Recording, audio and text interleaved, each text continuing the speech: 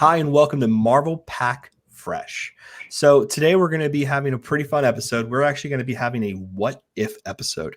We're here, of course, with Spidey Ju 09, Gingy Man himself, and Elusive Collectibles. Now, for today's episode, we're going to be having kind of fun with the idea of the different possibilities, the variants of the Upper Deck trading card world.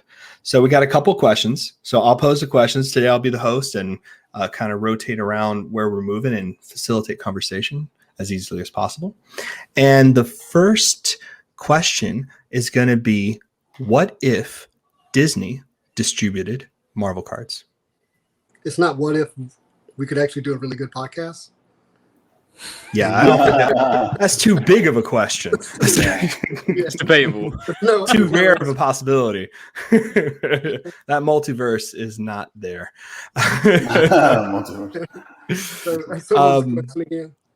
The question is, here's the possibility, right? What if Upper Deck was no longer doing Marvel cards, but it went back to Disney? So currently, if we're looking at other Disney properties that have cards of them, we can talk about Star Wars and Marvel cards, right? Marvel cards are done by Upper Deck, and Star Wars is done by Topps. So currently, Disney doesn't do any trading cards in-house from their production side and stuff like that. So like even Disney cards are done by Upper Deck. I wonder if they have any say at all in regards to the design now. I know that there's the characters that are banned and certain things that are banned, like guns and whatnot. But other than that, do they have any other say? Do we know? Yeah, I believe they have.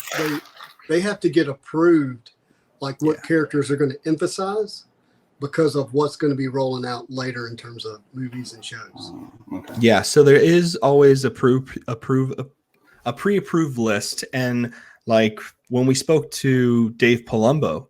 Right, Dave Palumbo actually said that he had gotten a list from Marvel and he could pick the characters, and then he had like maybe 10 or 15 spots he could fill with characters he was interested in, and not all of them would be approved because they would have to send that back to Marvel. Marvel would be like, yes, go ahead and put Pip the Troll in there because it was super vital. But you know what I mean? But you had the ability to kind of ask for some characters, and on other sets like Flair or Flair Ultra Spider-Man, depending on which artist got the list first, they could be like, you know what, I'm going to do the Wolverine. Or sometimes Upper Deck would be like, hey, we want you to do the Wolverine specifically. You know what I mean? So there are a lot of decision-making things happening in terms of characters, but design of cards, like is Disney looking at the designs, the final proof sheets? I'd be surprised if they're looking at it that closely, even though it would be a good idea sometimes, especially with like stuff that happened with Black Diamond, right? The Black Diamond plates, you know, that booklet of plates or whatever on the front of there, that was a big mishap, you know, where they didn't fill in the name and didn't print it correctly. And the prints themselves, the printing plates don't sit in the card holders just right, like half faces or you know what I mean? So there are some things I think would be avoidable, but that's also quality control and stuff like that, and over the pandemic. So, you know, there are kind of like things going on there. I think that, you know, what if Disney not only gave out the licensing rights, but also like actually created, produced, and distributed Marvel cards?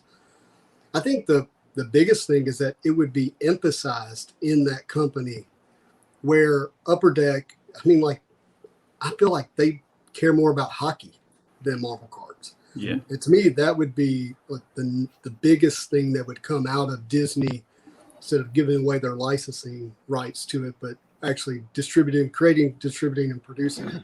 That would be the biggest thing. We'd probably have more product. And it also would be really cool because they would probably better time it.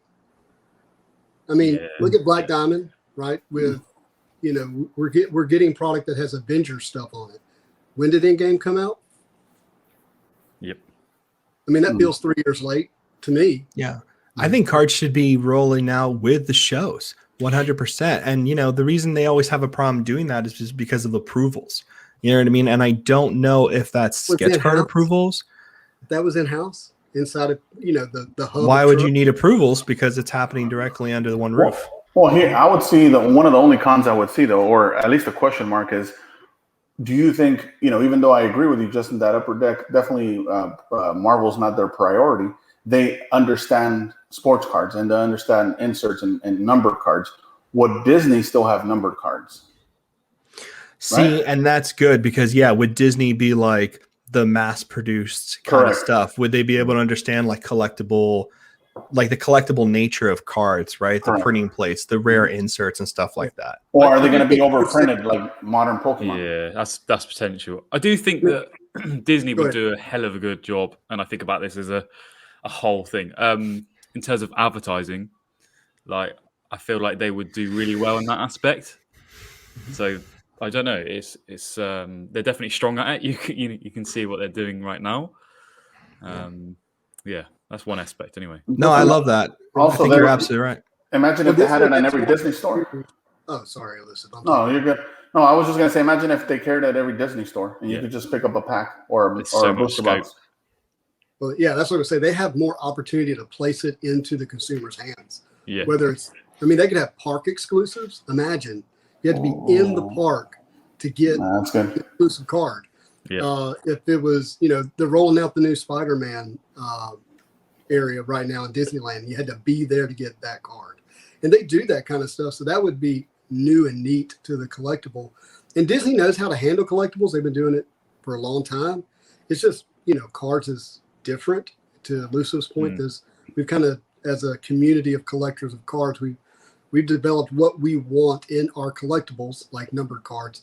And, the thing that I would be concerned about is, would they only look at a certain kind of collector or age range and really emphasize that, and then overlook, the 40-year-old who loves Spider-Man? Mm-hmm.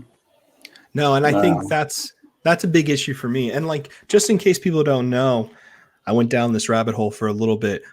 Pins, like Disney pins, right? They do pins or whatever, and man, they are next level kind of collectible. Like they're top notch, super. Okay, so we all know super crazy, hard numbered. Like there's a whole legit thing, proper box reveals, like really nice stuff for Disney pins. So to your point, 100% do I think they can handle like the rarity factor. My concern is, are they more conscious of the kids getting these in hand, or does this go from being an adult only product right now, technically because of the price point, to a kid only product, right? The happy medium kind of disappears. I don't know. Or would they reach out to both, buyers?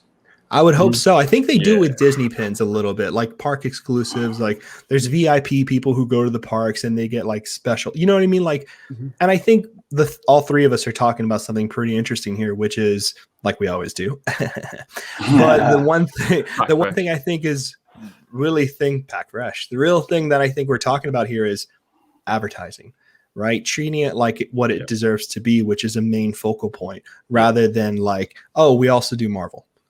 Right, because I think all of us are pretty frustrated with having to be the afterthought. I think, and that's what it feels like sometimes. And I think it might happen sooner than later, because one of the hints for me is how quickly Disney catches up to the trends. Right. For example, Disney Plus, they saw Netflix killing the game, and they're like, you know what, we need to do our own thing. So now, if they're seeing the card market blow up, they go, whoa, we're missing an opportunity here. Let's take this into our own hands. But to all of our points, it really comes down to who they appoint on to run those departments. And are the people that are running those departments going to have their ear to the ground and go to these card shows and see what's going on, go to the national convention and try to emulate some of what, Upper Deck is already doing, and then just add on top of that. I would argue Disney Plus are ahead of the game. Like in terms of, Black Widow, you can watch it at home. Yeah, paying a premium subscription. You can't do that with Netflix, Amazon Prime right now. So they know what they're doing. Whether you are right. Like, do they have their ear to the ground on things like cards? Difficult to tell. But I would definitely say they've got the infrastructure there. I mean, think about it, right? When they started Disney Plus, they didn't start Disney Plus and say, "Oh, here's all of our vaulted cartoons. Enjoy." No, they had Mandalorian. They had Marvel. They had like ready to go. It wasn't like, hey, get Hey. on this so we can eventually find the reason why you'll want to stay. Yeah. It's more like, here's the reasons why you need to be here. It's a We're real talking about culture as what well. if. Not right now. We're talking about what if. What if has been in works for at least 3 years. Yeah. Yep. And that, yeah, I mean, look at all the Marvel stuff that's happening, which is all the things we're talking about. Every month is a new show type of thing. You know, not every month, but you know what I mean? Like, it's following one after the other. Wanda, Falcon, Loki, What If. Yeah. And the what if factor here for Disney being the main distributor of Marvel cards is the excitement that comes with Marvel cards being a focus and not this tiny little island that we all have to like row our boats to find. And I will say that Upper Deck has started being really good about having their ear to the ground. That has been recent, you know what I mean? And Upper Deck does a fine job. Again, this episode is not about trying to like make certain suggestions to get things going. It is fun speculation talking about a really cool Marvel tie-in type of thing. Yeah, it's like we're exploring the possibilities. We're exploring. Yeah, we got I love inspired it. by the whole what if thing, right? I love it. I mean, what if it happens? What if that happens? What if? I love that. What if? So we do have some more stuff. Their Marvel released a similar quality product for comic cards. Okay, so the other what if was, if I'm reading this correctly, because I wrote notes, but of course I should have read them beforehand. What if Black Diamond? So Black Diamond is a premium set MCU. If you don't know what it is, it's basically a set that is featuring all 23 movies in the MCU lineup. And there are autographs, there are Infinity Stone inserts out of 23. I mean, and this set is gorgeous. If you haven't seen pictures yet, please go to eBay and check them out. They are a beautiful set. The foiling is clean. The inserts are interesting. It's a very pretty set. And the what if question I'm proposing to my fellow co-host is this. What if there was a Black Diamond set, but for comic cards? And what would that look like? So we're going to go ahead and start with Gingy Man. What type of inserts would you see in there? What would you want to see in there? Wish list. So, firstly, I'd just say Black Diamond cards are on fire. Like, I had a look at my sold listings, you know, the kind of thing I do every day. My God, like autos, the relics, they're literally the top cards right now. They are flying. So yeah, definitely a premium box. But I would like to see. I'm a big fan of, and this is my personal preference. I would like to see things like jambalayas. You know, die cut cards. Whether it's like your Mandalorian card, sketch card hive, like something like that with a Magneto head. Oh, like, yes, or like a web for Spider-Man. Yeah. That would be really, sick. really Yes. Cool like that. I'd like to see oversized cards, like, but a completely different kind of size to normal. Yes. So like nothing you've ever seen before. Right. Man, I should work for Upper Deck. You Why am I not should working work for Upper Deck. Why are you They're not missing the there right now? opportunity, We're missing all your wonderful ideas. Yeah. Damn. Yeah, I'd like to see kind of obscure stuff like that, and then obviously the numbered stuff, which I think is great in Marvel Masterpieces. You know, the modern stuff. Yeah, I think hard numbered is so important, especially when you're doing Black Diamond stuff. Oh, I agree. 100%. Beautiful stuff, man. Yeah. Beautiful. I love all of that. Yeah, that would be my preference again. Wow. That sounds awesome. I'm pre-ordering it now if it existed. Honestly. 2025. 2025. Elusive, what you think? That's a good release date window, by the way. That's pretty soon. I think it would be nice if they brought back original paint redemptions. Right, so similar to 1996 Marvel Masterpieces, where I know the odds are crazy, but one out of 60,000 packs, and you could get an original art piece. Another thing I would do is imagine if they did something where there's a contest for people that for sketch card artists that have, or even just regular casual fans that are amateur artists, that they could create a card.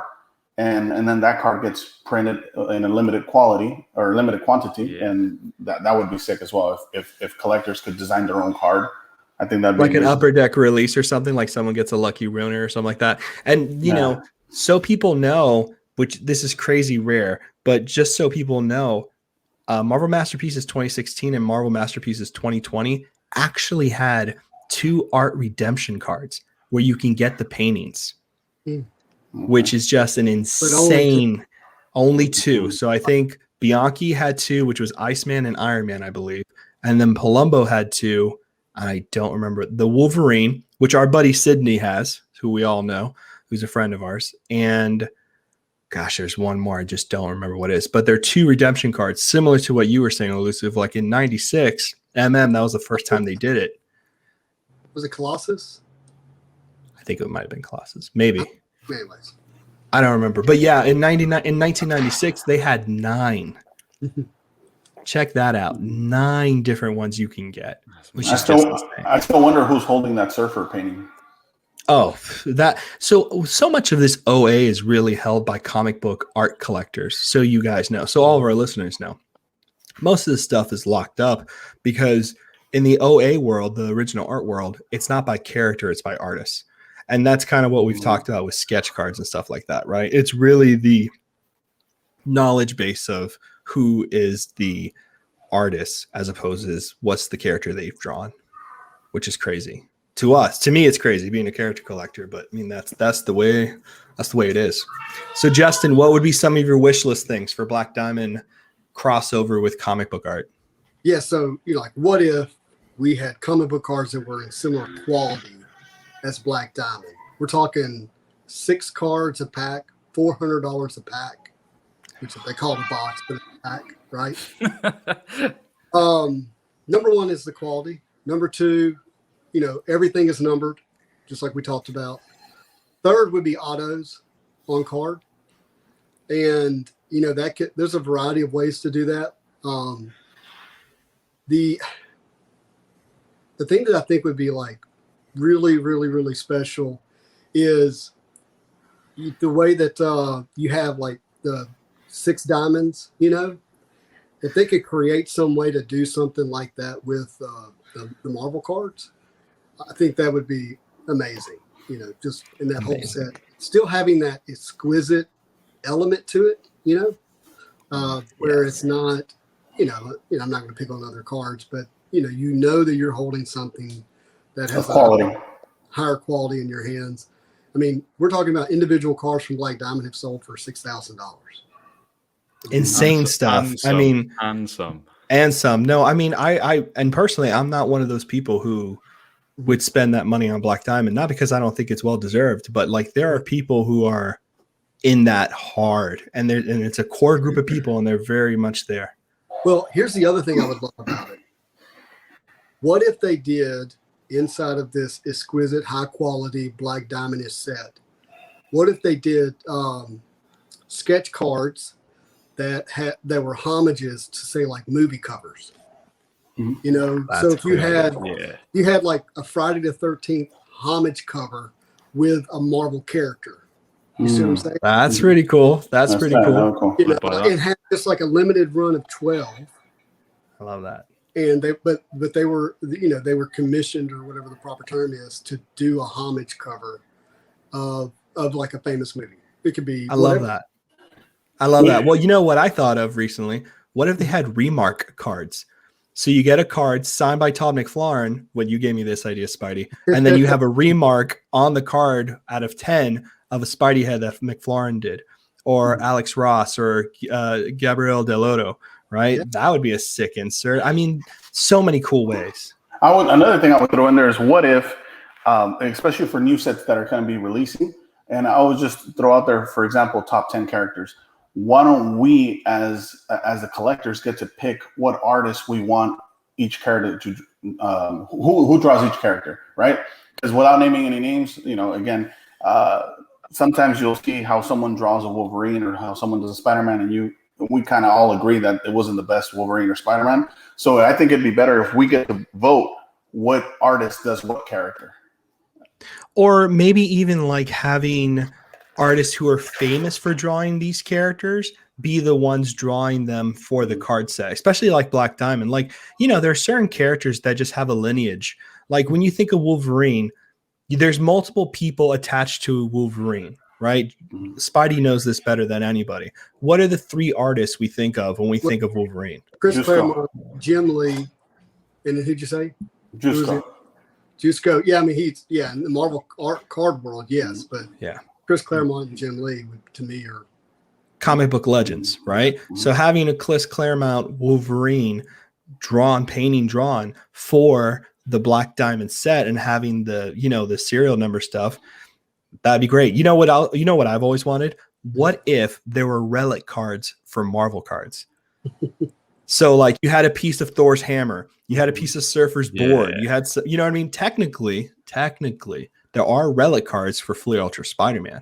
Yep. I don't know if you guys know this, the web slinging stuff. You have Carnage, Venom, and Spider-Man, I think it is, right? Yeah, with Carnage, I think being the shorter print one. The shorter print one. Just create those cards are thick bricks. Yeah. You can build a house with those things. The big thing for me on this what if question is, what if at $400 a pack with 6 cards per pack, they took that money, that budget, and made the best Marvel comic cards they could? Yeah. Yeah. Oh yeah. That would be awesome. That's what I want to see. That's really what I want to see. Like, I appreciate MCU getting all this love, but like, let's take that MCU love, let's take the Exquisite brand, and let's put it to like comic book art, man. Like, why are we just, like, I understand the hesitation, but I think all of us would. I mean, who doesn't look at like, gosh, like what can I think of? Like a Jim Lee Wolverine. You know what I mean? Like, what does that look like? A Jim Lee Wolverine signed card. That's insane. You know what I mean? That's like a big deal to a lot of people, I think. The pull of a lifetime. Pull of a lifetime. Oh, the last one I would throw in there is, what if when we go to same thing like you guys were saying, theme park exclusives, what if when we go to the movie theaters, you get a pack just like, other companies have done that, right? You get a pack when a new Avengers movie comes out, and you only get that if you go to the theater. Yep. And no backdoors, managers selling off half the box to someone else. That should not be a what if. That should be happening. Why Marvel? That should be happening. 100%. Given something. Yeah, Marvel Upper Deck, you welcome. Like Comic-Con they do that, right? Yes, yeah. There have been Comic-Con exclusive packs here and there, but yeah, I agree. I think it should be common practice. You know what I mean? These cards should be in the public's hands. The last what if question, and we still have some more questions, but the last one I have for the group is, what if Walmart and Target carried Marvel card products? I would go to Walmart and Target more. I would buy real estate and live right by a Walmart or Target. I can't answer this because my wife wouldn't struggle to take me to Target. I'm British, so I can't. So what store? What would be the equivalent for you, Gingy? Oh, that's right. It's really difficult. Like, we can get stickers, we can get loads of stickers, but in terms of cards, it's all online. Honestly, everything's online. Okay, hey, just to make sure everybody who's listening knows, Gingy lives in the UK.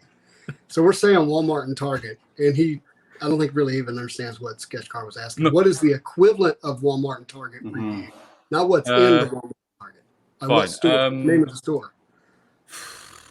Honestly, TK Maxx. No, I don't. Honestly, you got TJ Maxx. We got TK Maxx. What is that? That's so weird. I bet you didn't know that. No, I had no idea. There you go. I don't know why they changed one of the letters. Mad. Honestly, we don't have equivalent. We don't have that kind of thing. So it's more like mom and pop stores? Yeah. Oh, okay, Football's huge, but like every supermarket has a section for magazines and stickers. Some Pokemon cards, but they're like behind the counter because they're expensive.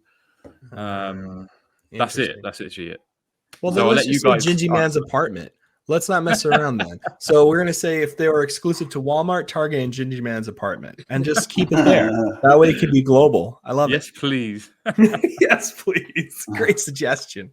I think the type of cards, like, so what would the cards look like, guys? What would they look like at Target and Walmart, right? From what we know with other card sets like Pokemon, Magic, and other sports cards that are sold at these retail stores, right?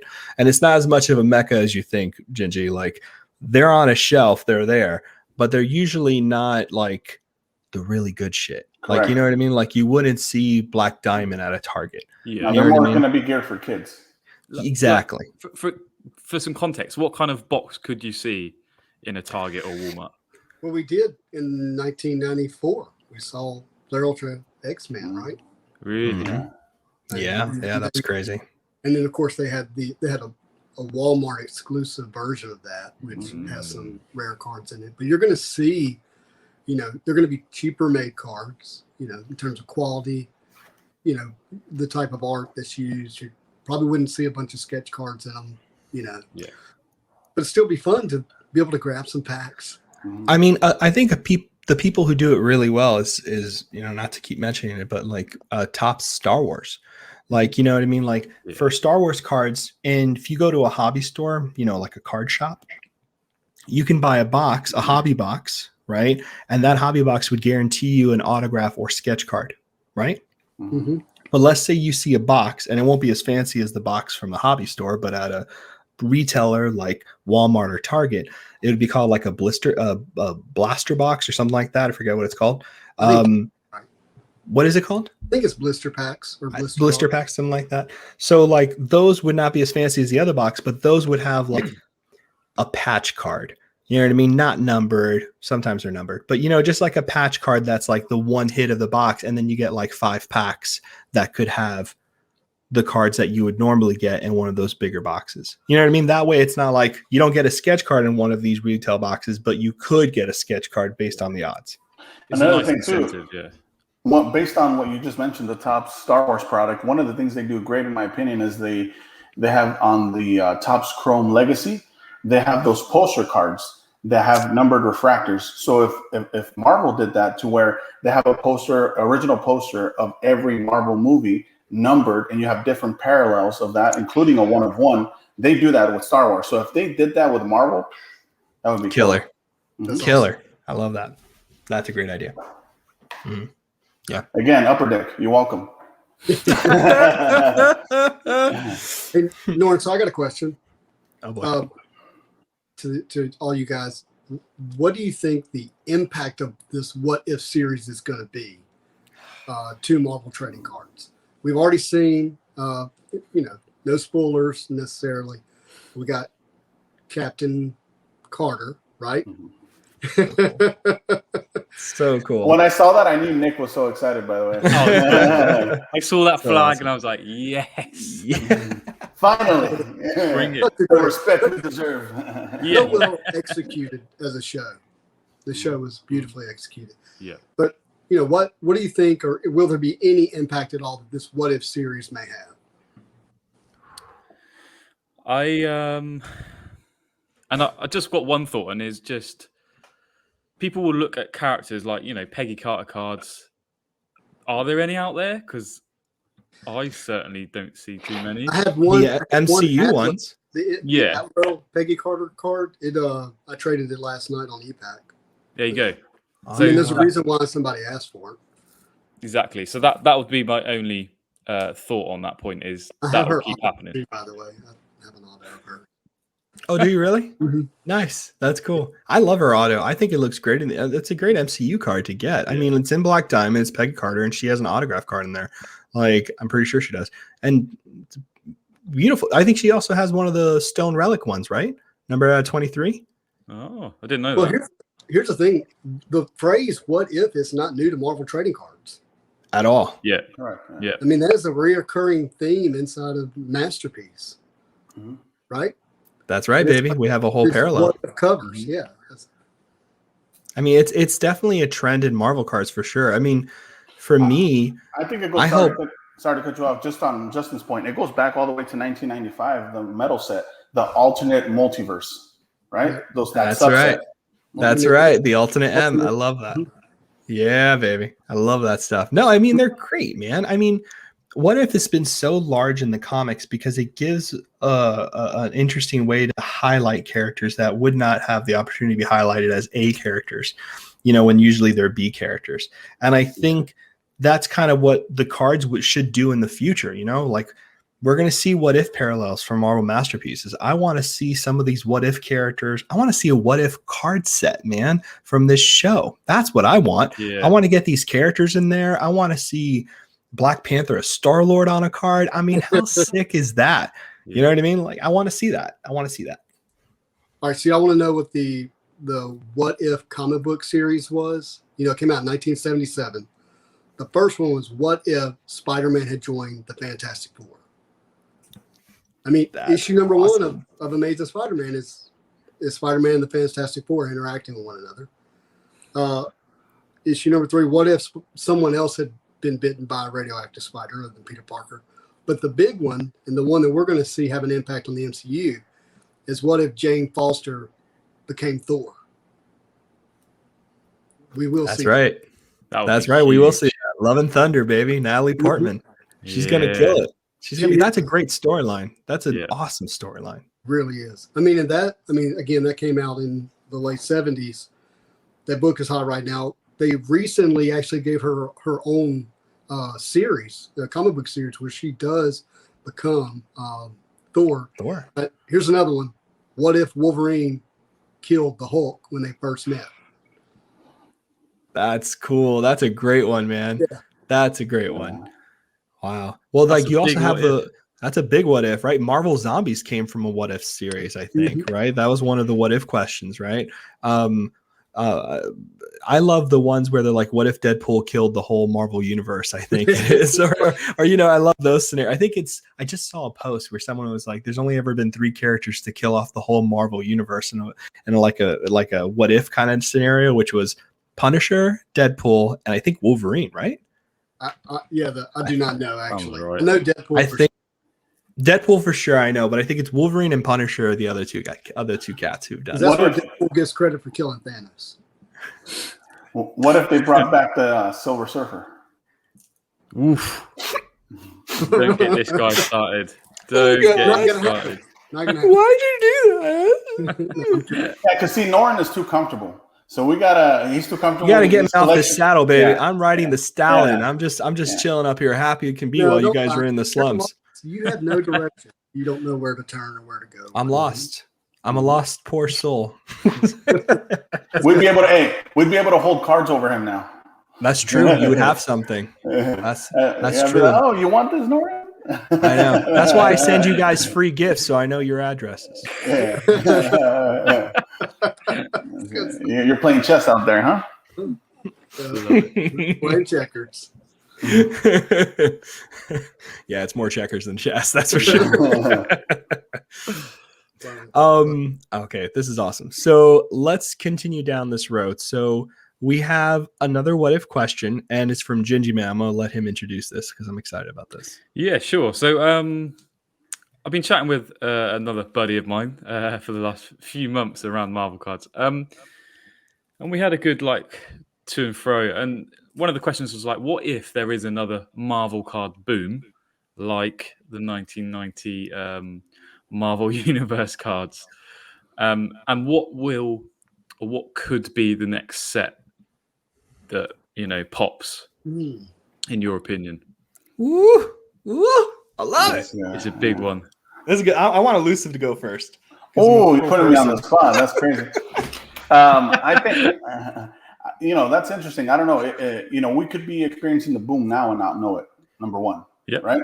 Number two is I do wonder if even if we even got bigger as a hobby, would we be at the Nationals with the sports cards, or we would be more geared towards like a San Diego Comic-Con? Just naturally, because there's a lot of cosplay, there's a lot of stuff going on there. That's the question. All right, so that's that. I don't know. It would be amazing. I mean, I think that if we had a boom like the 90s, then all the things we covered would be taking place. Cards at Target, cards at Walmart, exclusives. That's my take on that. Signs of the apocalypse. Yeah. Do you guys consider what were the elements that were in play that caused the 1990 MU to blow up like that? Yeah, for sure. We've all talked about it, haven't we? Yeah. What was in the mix at the time? We had guys at home, guys and girls at home, right? I mean, that was part of it. You had people who had disposable income at a high level, whether they were buying crypto or getting money in the mailbox, and then to the sports collector who was crossing over, these cards people were being able to label them as rookies, even though they were not necessarily rookies, and they had the look and feel of a sports card. Yeah. when Yeah. it comes to the bordering and the back and the information, almost like you would have player information. Yeah. So I don't know. I guess what my point is like, how would those elements need to be duplicated in another set? I think another thing, sorry, I forgot to mention this, is in the 90s, to your point, most people were home, and what happened in that time frame? Like, there was a lot of animated shows, and we weren't bombarded with the amount of options we have now with Netflix. If you were a kid and you came out of school, you were either watching Batman the animated series, you were watching Spider-Man the animated series, you were watching, whatever you were watching, X-Men, right? X-Men was huge. So X-Men is huge still. And all the attention was on that. Now there's so many options where people could tune it out. So even though to our earlier point with Disney Plus and the What If series and all the other things that they're doing, there's a lot of people that are not watching those, not because they're not interested, but because there's so many options nowadays out there. And I think that it's hard to hone in people's focus and attention now. So the new currency now is like attention. You know what I mean? I think the other thing to think about too is that, let's look at the timeline, right? So if we look at the 90s, when we had Marvel cards were a big thing, it was only because they were fully accessible, right? They were everywhere. So everyone could get in on it and enjoy it. And also too, there was something special about the cards because the characters were being drawn in ways that weren't comic booky. They looked like real people. Remember, these characters were bodybuilders. Julie Boris, Jusko, all these guys were drawing these characters that made them look like they could physically exist. I remember we had an obsession with bodybuilders, Terminator, Predator, right? That was all of our thinking. So like for little kids being able to see this, whoa, this could actually be like in the movies. Remember? I remember like thinking, what is it going to be like to see Spider-Man in movies? I remember the trailer with Tobey Maguire Spider-Man, Sam Raimi. And I remember seeing that trailer for the first time when it had, the unfortunate, it had the Twin Towers in there before the horrible thing that happened. But I remember that giant web being in there and seeing the helicopter getting stuck. And I was like, yeah, it's happening, like freaking out. And that was the big thing in the 90s, is that it was accessible. And like Elusive said, the cartoons were there. Like there were things to make the connection very concrete. Then we get to this boom. Now, this boom is not a worldwide boom in the sense as it is. It's a hobby-wide boom. And I think the thing that happened with what we just experienced with 1990 Marvel Universe cards going up, and then the wave, the ocean raising all the ships, however you say it, was because everyone was getting priced out of other card things.